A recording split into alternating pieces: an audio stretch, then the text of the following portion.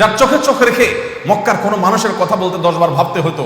কুরাইশ বংশের সবচেয়ে সম্ভ্রান্ত ফ্যামিলির ছেলে, আব্দুল মুত্তালিবের নাতি, আব্দুল্লাহর ছেলে, সবচেয়ে বিশ্বস্ত মানুষ, সবচেয়ে সুনামের অর্জনকারী মানুষ, সবার সবচেয়ে আস্থার জায়গা, সবচেয়ে জনপ্রিয় মানুষ, সবচেয়ে ভালো অবস্থান পাওয়া মানুষ, সেই মানুষটা যার মুখের দিকে চোখের দিকে তাকিয়ে বড় কথা বলার মতো সাহস কারোর ছিল না, তার মুখের উপরে থুতু মেরে দেওয়া হলো। তিনি যখন সেজদায় চলে গেলেন, ওঠের নাড়ি বুড়ি, গরুর নাড়ি বুড়ির মতো না, 20 কেজি 25 কেজি 40 কেজি 60 কেজি ওজনের ওটের নাড়ি বুড়ি এনে তার মাথার উপর রেখে দেওয়া হলো, যাতে নিঃশ্বাস বন্ধ হয়ে সেজদায় মারা যান। হেন কোনো নির্মমতা নেই, হেন কোনো নিষ্পেষণ নেই, হেন কোনো নির্যাতন নেই, হেন কোনো বাধা নেই যে বাধা তাকে ডিঙ্গাতে হয়নি। একটা পর্যায়ে আর প্রিয় মাতৃভূমিতে, যেখানে কাবা ঘর আছে, যে কাবাঘরে গিয়ে চোখের পানি ফেলে মনটাকে একটু হালকা করতে পারতেন, সেই কাবাঘরের ছায়াতেও আর থাকতে পারলেন না, নিজের মাতৃভূমিতেও থাকতে পারলেন না। মাতৃভূমিকে তাকে বের হয়ে যেতে হলো।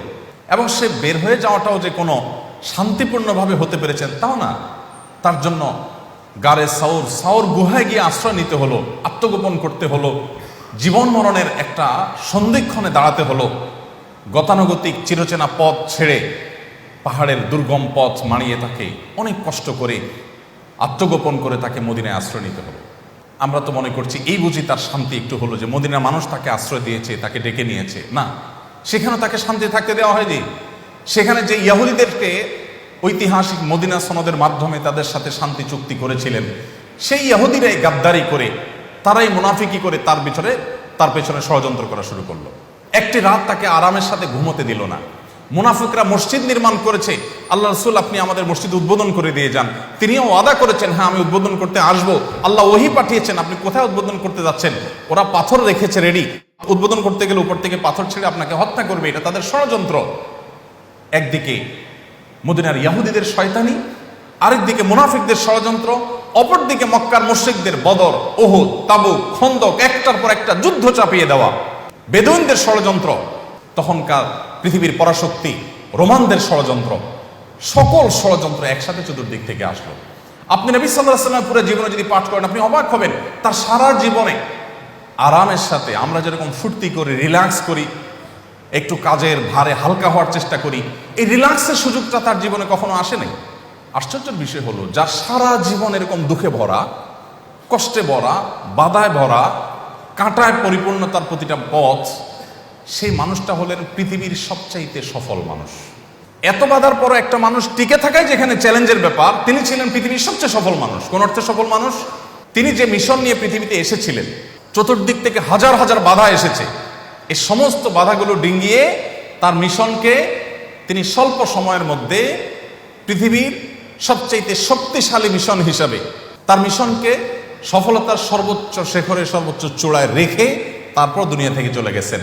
তিনি যে জয়যাত্রা শুরু করে দিয়ে গিয়েছেন, সেটাকে আবু বকর, ওমর রাদিয়াল্লাহু তাআলা আনহুম এবং খোলাফারা পরবর্তীতে নিতে নিতে কোথায় নিয়ে গেছেন? গোটা পৃথিবীর অর্ধেক মুসলমানদের পায়ের নিচে চলে এসেছে। যে মক্কা থেকে তাকে বের করে দেওয়া হয়েছে একরকম কোনো প্রকার রক্তপাত ছাড়া, সেই মক্কায় আবার তিনি এসে সসম্মানে সগৌরবে প্রবেশ করেছেন। বিশেষ করে যারা অভিযোগ করেন যে আমি দুঃখে আছি, কষ্টে আছি, আমার জীবনে কিছু হয়নি, সে ভাইদেরকে, সে বোনদেরকে বলতে চাই, আপনার জন্য নবী সাল্লাল্লাহু আলাইহি ওয়াসাল্লামের চাইতে বড় অনুপ্রেরণা, তার চাইতে বড় মোটিভেশন কার লাইফে হতে পারে? যে এত বাধার মধ্যে থেকেও মদিনা 10 বছর কাজের সুযোগ পেয়েছেন। এই 10 বছরে তো একটা মানুষ তার ক্যারিয়ার করতে পারে না, ক্যারিয়ার বিল্ড আপ করতে পারে না। তিনি এই 10 বছরে তার পুরো মিশনকে এমন সাকসেস করে গেছেন, পৃথিবীর ইতিহাসে মুহাম্মদ সাল্লাল্লাহু আলাইহি সাল্লামের মতো জনপ্রিয় আরেকটি মানুষ আপনি দেখাতে পারবেন না। 1450 বছর আগে চলে যাওয়া একটা মানুষ এখনো পৃথিবীতে এতটা প্রাসঙ্গিক, এতটা আলোচনা তাকে সারা পৃথিবীতে করা হয়, এমন একজন মানুষ পাবেন না যে 300 বছর আগে গত হয়ে গেছে আর তিনি এতটা প্রাসঙ্গিক আছেন। মুহাম্মদ নামের যত মানুষ পৃথিবীতে আছে, পৃথিবীতে আরেকটা মানুষ দেখাতে পারবেন না যে এই নামের এত মানুষ পৃথিবীতে আছে। নবী করিম সাল্লাল্লাহু আলাইহি সাল্লামকে নিয়ে যদি আপনি পড়েন, আপনি অধ্যয়ন করেন, সেক্ষেত্রে আপনি মাথা নত করতে বাধ্য হবেন যে এটা কোনো স্বাভাবিক মানুষের জীবন না। তিনি আল্লাহর হাবিব, আল্লাহর রাসূল ছিলেন, তার পুরো লাইফটাই ছিল মিরাকলে ভরা। আমি যে কথা বলার জন্য তার এই জীবনের দুঃখ গাথাটাকে টানলাম, সেটি হলো, এত যার জীবনের দুঃখ গাথা, অবাক করা বিষয় হলো, তার জীবনে কখনো আপনি দেখবেন না যে তিনি কখনো উৎসাহ প্রকাশ করে বিরক্ত হয়ে কোনো ব্যক্তিকে বলেছেন, সরো তো আমার সামনে থেকে, আমার এখন মনটা খারাপ আছে, মেজাজটা খারাপ আছে, বদর যুদ্ধের ঝামেলা চলতেছে, মুনাফিকরা শয়তানি করতেছে, আমি একটু টেনশনে আছি, সরো আমার সামনে থেকে। সিরাতের বই যারা পড়েছেন, এমনকি নবীজি সাল্লাল্লাহু আলাইহি সাল্লামের সিরাত যারা অমুসলিমরাও লিখেছেন, এরকম কোথাও আপনি এরকম কোনো লাইন বের করতে পারবেন না যে নবী সাল্লাল্লাহু আলাইহি সাল্লামের কোনো উৎসাহ প্রকাশ করে কোনো আচরণে কেউ কষ্ট পেয়েছেন। আরে তার যে 10 বছরের সেবক ছিলেন আনাস রাদিয়াল্লাহু তাআলা আনহু, কিশোর আনাস, তিনি বলেছেন খাদামতু রাসূলুল্লাহ সাল্লাল্লাহু আলাইহি সাল্লাম 10 সিনিন, আমি 10 বছর নবী সাল্লাল্লাহু আলাইহি সাল্লামের ব্যক্তিগত সহকারীর কাজ, অর্থাৎ একেবারে পার্সোনাল সেবার কাজ আমি দিয়েছি। কিন্তু 10 বছরে একটি বারের জন্য তিনি বলেন নাই, আনাস তুমি কাজটি কেন করলে বা এটা কেন করলে না। শাসনের সুরে, উৎসাহ প্রকাশ করে তিনি বিরক্তির সুরে এই কথাটাও কোনোদিন বলেননি।